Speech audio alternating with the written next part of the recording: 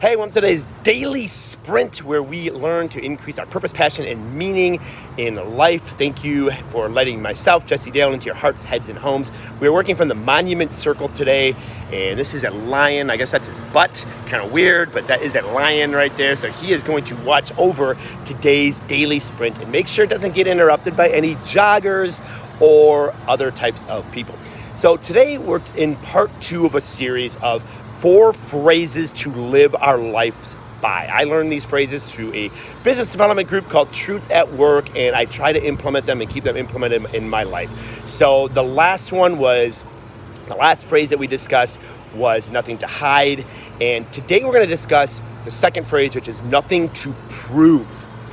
That is powerful because when we have something to prove, we are typically living out a goal for the wrong reasons.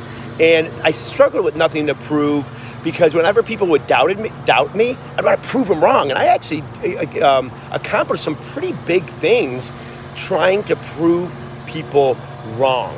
But where does that leave you? That leaves you right, but does it leave you better?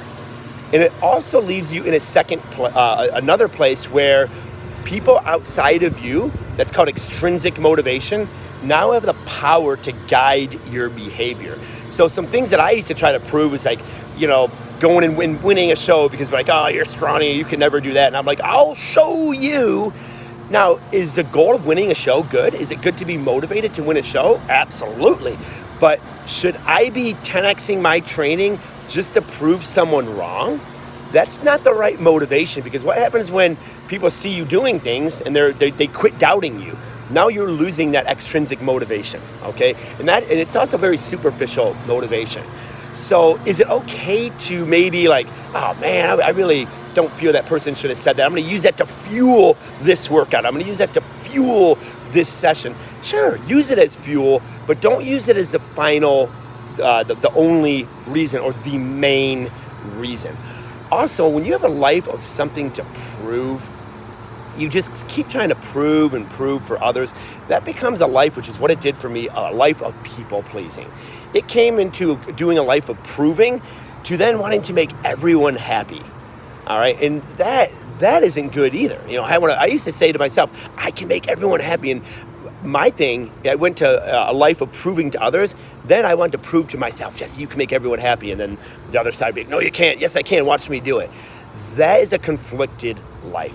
So live your life for your intrinsic reasons, not to prove to someone else or even yourself that you're better than anything. Live a growth-driven life of nothing to prove, and you're going to start experiencing freedom that you never knew existed. Thanks for tuning in. Would love to hear your comments on this.